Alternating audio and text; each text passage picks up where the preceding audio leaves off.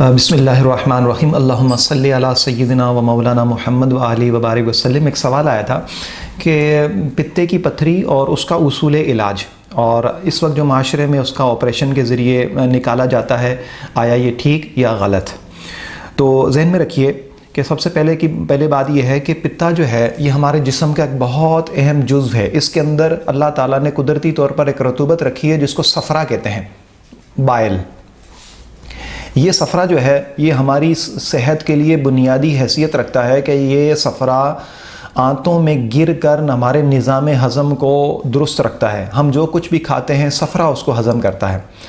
اب اس میں پتھری کب بنتی ہے؟ پتھری اس وقت بنتی ہے کہ جب ہم اس میں سرد اور خشک یا خشک اور سرد غذاؤں اور دواؤں کا کثرت استعمال کرتے ہیں۔ بندہ اس وقت تک کبھی بھی بیمار نہیں ہوتا جب اعتدال کے ساتھ کھائے اور پیے اور اصول زندگی پہ جیے، کبھی بیمار نہیں ہوگا، کبھی پتھری نہیں بنے گی۔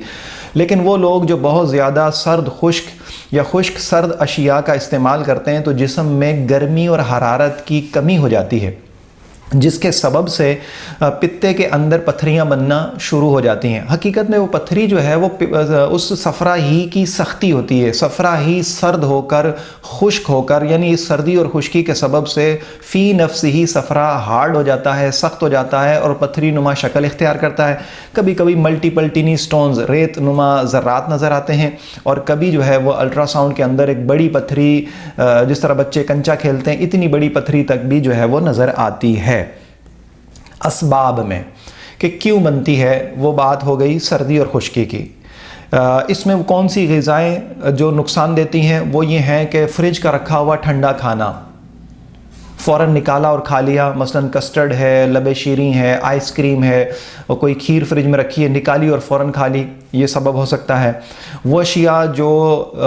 خشک ہیں، زیادہ خشکی کے حامل ہیں، جس طرح گرم مسالے ہیں، یا جس طرح چنے کی دال اور چنے کے دال کے چیزیں بنی ہوئی، جیسے بیسن اور بیسن کے بنے ہوئے اجزاء، مسور کی دال اور چھوٹا چنا، کالا چنا اور سفید چنا،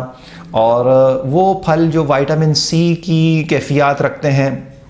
جن کے اندر سٹرک ایسڈ پایا جاتا ہے، جیسے انار، املی، آلو بخارا، فالسا، یہ سخت کھٹے ہوتے ہیں، ان کے اندر جو ہے وہ لیمو، یہ ساری چیزیں اس کو ٹھنڈک اور سردی پہنچاتی ہیں، جس کے سبب سے یہ خراب ہو جاتا ہے اور پتھری بن جاتی ہے۔ اب اس میں ایک اہم بات یاد رکھیے کہ ڈاکٹر حضرات جو ہے وہ اس کا علاج آپریشن کے بغیر نہیں کر سکتے، اور وہ کہتے ہیں پتا نکال دیا جائے گا اور اسی سے آپ کو سکون ملے گا، اور آپ بھی اس کو نکالنے کے لیے بے چین ہوتے ہیں۔ اس کا علاج 100% ممکن ہے، 100% ممکن ہے، 100% ممکن ہے۔ اس کو آپ سادی سی زبان سے میری یوں سمجھیے کہ جس طرح پانی کو اگر ہم فریج میں اوپر والے مقام پہ رکھتے ہیں تو چند گھنٹے میں وہ پتھر بن جاتا ہے، جس کو ہم کہتے ہیں برف، اور اگر اسی برف کو ہم باہر نکال کر ٹیبل پر رکھ دیتے ہیں، جب وہ روم ٹیمپریچر پہ آتا ہے اور اس کو گرمی اور حرارت پہنچتی ہے تو وہی برف پگھل کر دوبارہ پانی بن جاتی ہے۔ اب برف سے پانی، پانی سے برف، اور پھر چاہیں تو اس پانی کو فریج میں رکھ دیں تو پھر برف بن جائے گا۔ تو اس کا مطلب یہ ہوا کہ صفرا بھی یہی کیفیت کا مالک ہے کہ جسم کے اندر جب ہم نے ٹھنڈی اور خشک غذا اور دوا کا استعمال زیادہ کیا، اس ٹھنڈی اور خشک دوا نے اس صفرا کو، اس نازک رطوبت کو جما کر پتھری بنا دیا۔ جب ہم اس کو گرم دوائیں اور غذائیں دیتے ہیں تو الحمدللہ وہ پھر دوبارہ سے جو سختی اور پتھریلی کیفیات کا مالک صفرا تھا وہ واپسی جو ہے وہ تحلیل ہو جاتا ہے۔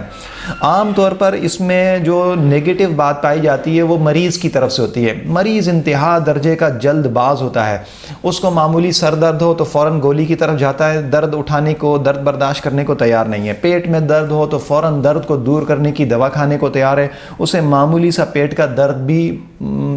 برداشت نہیں ہے۔ معمولی موسمی بخار، نزلہ، زکام ہو وہ اس قدر بے چین ہے۔ اصل بنیادی خرابی جو ہے وہ مریض کی ہے کہ اس کو جلدی اتنی ہے،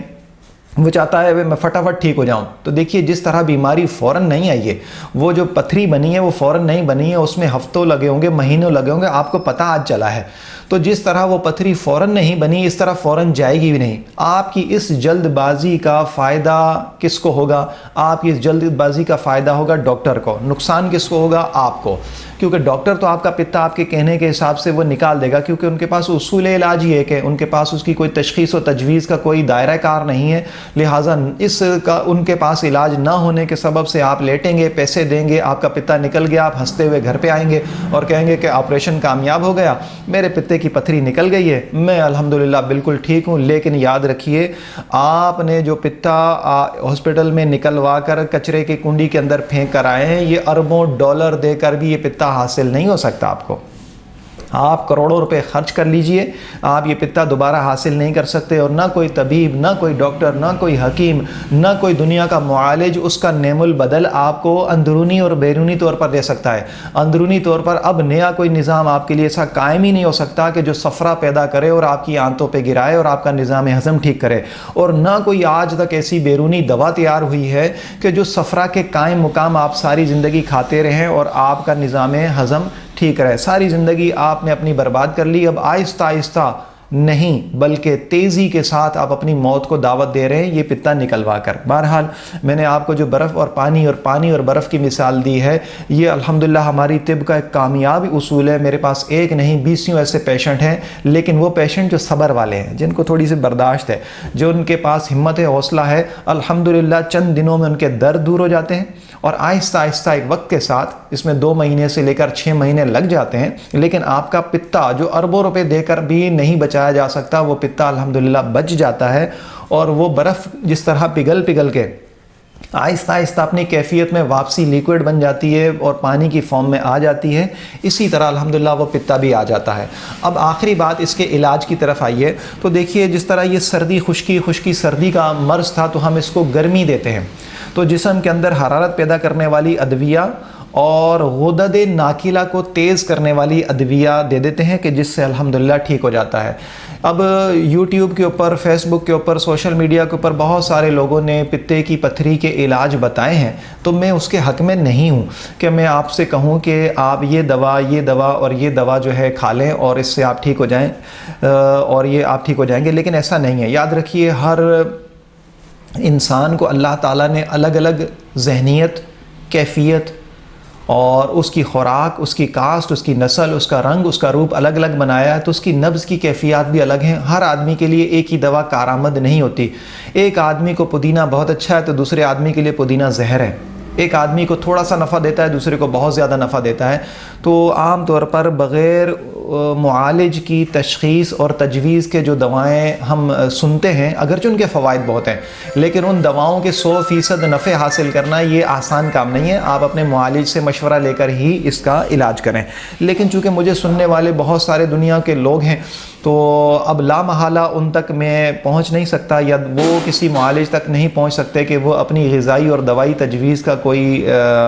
کر سکیں، تو میں پھر بھی جو ہے وہ ایک چھوٹا سا نسخہ عرض کر دیتا ہوں جو آپ کو مددگار ہوگا۔ اگر آپ مجھے دور سے سن رہے ہیں تو پھر اس نسخے کو بنا کر آپ استعمال کر سکتے ہیں، جس کے اندر کلمی شورا، ریوند خطائی، نوشادر ٹھیکری، چھوٹی کالی مرچ،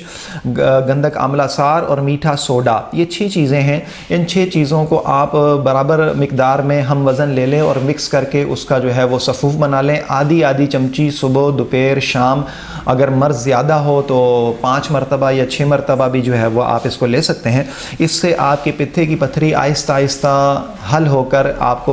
غیر محسوس طریقے سے یہ آپ کا پتا صاف ہو جائے گا، پتھری ختم ہو جائے گی۔ دوسرا جو ہے وہ زیتون کا تیل جو ایکسٹرا ورجن ہے، وہ زیتون کا تیل ایکسٹرا ورجن آپ جو ہے وہ آدھے چمچ سے لے کر 1 چمچ تک آپ اس کو